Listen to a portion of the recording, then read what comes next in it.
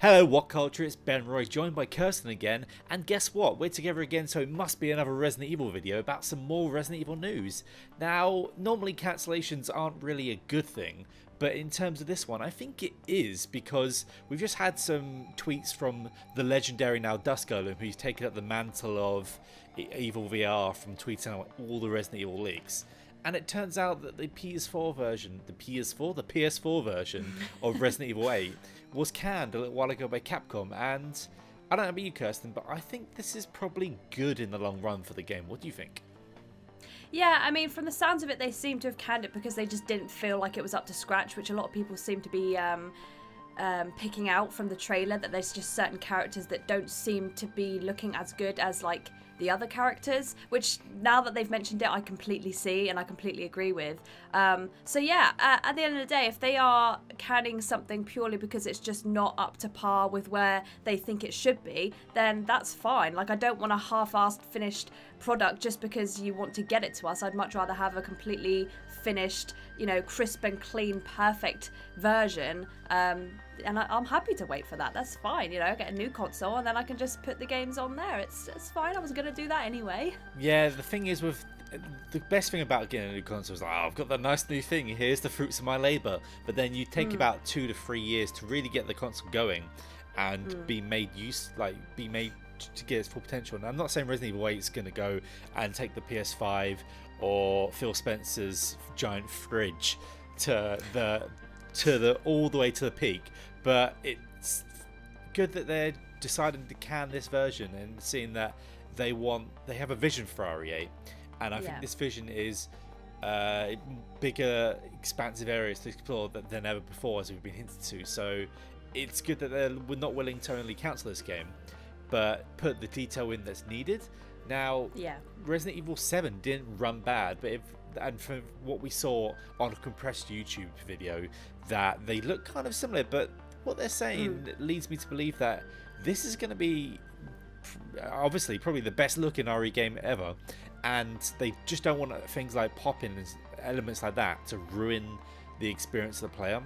Now, that can also just, like, imagine you're hiding around the corner from the werewolf and all of a sudden the wall next to you is blancmange, like we saw in the recent in some recent Switch ports. Now that's going to pull you out straight away, so I'm all for Capcom with this decision. And it's weird because obviously you don't want to just leave everyone behind on the PlayStation 4 and the Xbox One, but I don't know about you, but I think it's time to, when games decide to move on, I think they should. And I think especially the Assassin's Creed games in the past, and the ones that let's just say, for example, FIFA, or where they get pulled between you two gens, so you never really get the full experience.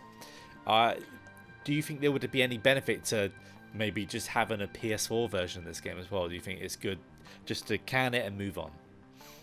I think that, you know, there's going to be obviously a lot of people that were expecting it to be on the PS4, and now that they're not going to have that. So there might have been a few people that weren't quite ready to upgrade and go to next gen. So I kind of feel for those people, because I know that there is a few people that you know, they're not going to be able to afford it. I mean, it's quite expensive. I mean, we must admit the new console is going to be very expensive. It's not something that you could just quickly pop down the shop and buy with, you know, your pocket money. It's a hefty price tag. So I completely understand the people that were hoping to maybe play a new game on their still kind of old console just for a little bit while they can kind of then gather up the money to then buy this hefty beast. So I do feel for those, but I agree with you that I think that it gets to a point where you do need to move on, and you do need to kind of expect more of yourself and more of your products, and people do appreciate that. They do appreciate the time and effort that you've then put into making something just incredibly good and visually good as well.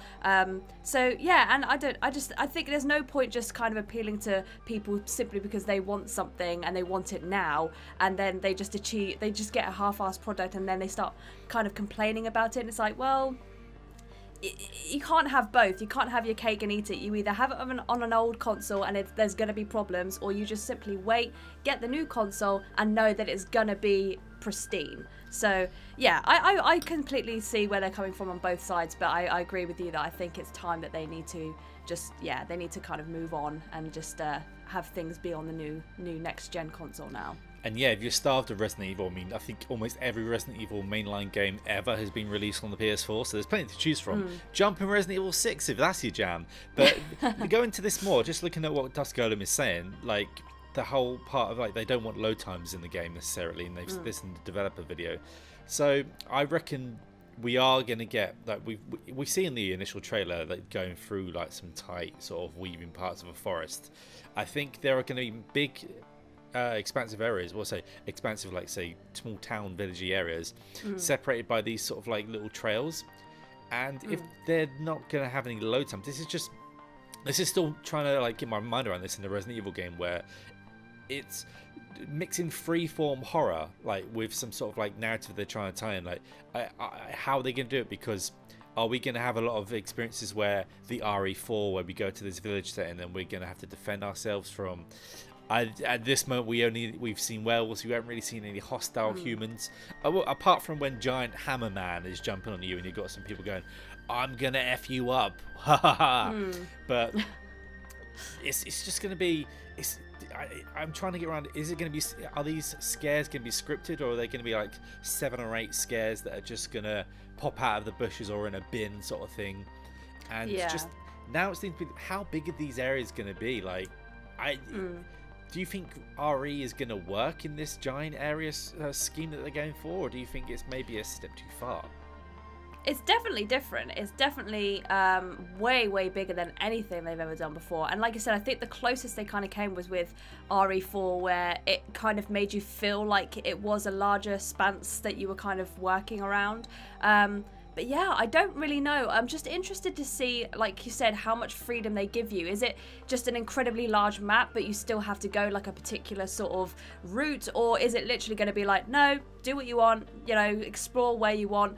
Because yeah, I just don't know how that's going to work. Pretty much every single Resident Evil game has had plot points and certain areas that you needed to go in order to progress the story. So if you are allowed to go to wherever you want and random places in random order, then yeah, how is that going to work sort of story wise? Or is it going to get to the point where yeah, you are going to have like an objective pop up where it is going to be like, no, you have to go to this place, but then there is also that free reign aspect as well? I don't know. It's very interesting, and I'm very looking forward to just seeing how they achieve it.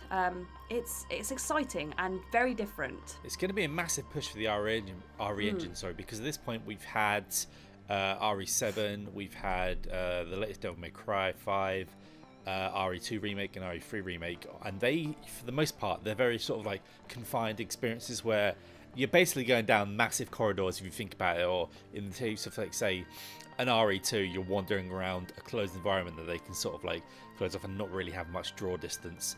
And with RE7, once you get out of the Baker Mansion, you've got sort of like this little hub area of a caravan and 2 places to go, so it's kind of like, it's still pretty confined. So this, the fact that they're pushing the RE engine this far and they're going to go full hog and say, let's get some big areas going, like, no, don't get me wrong, we're going to have probably some big areas at the start, and it's probably going to silo off towards the end, because I can't imagine, the cynic in me, I can't imagine a giant castle.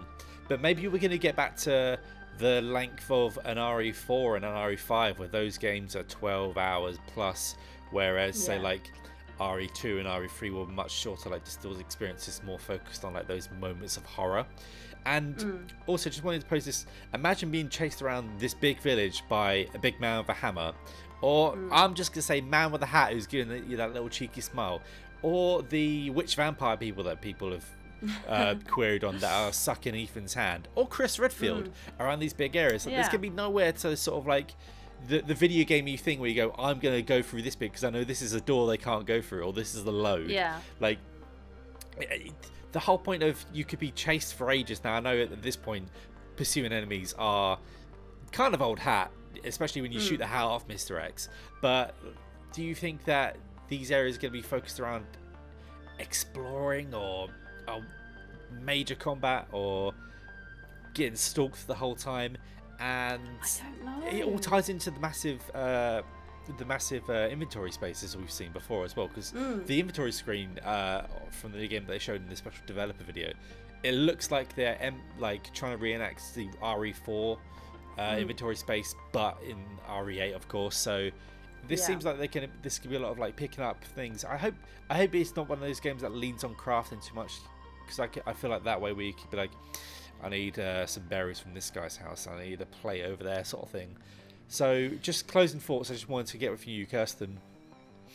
What do you like? Do you think because we know there's going to be a lot more focus on like sort of action, so do you think these big areas will be used for being stalked, massive fights, or is this going to be a lot of rummaging through bins, basically? Yeah, I feel like it maybe be going down the more rummaging route, just because, like you said, with the huge inventory, I can definitely see that sort of going into play. That crafting has become very big all of a sudden, so I could definitely see them jumping on the bandwagon and being like, yes, you have to craft. I mean, you could obviously craft sort of like your herbs and stuff like that before by mixing the two, but I could definitely see it kind of escalating to, yes, you've got to rummage and you've got to really try and find everything. We're not just going to hand things to you on a plate anymore. You have to physically go and try and find these things and make these things in order to get health and weapons and things like that. I do think that there is going to be some sort of like pursuing enemy as well, but just how much he pursues you is the question. Like you said, is there going to be points where you are going to be safe, or is it a question of no, you're never safe? I really don't know.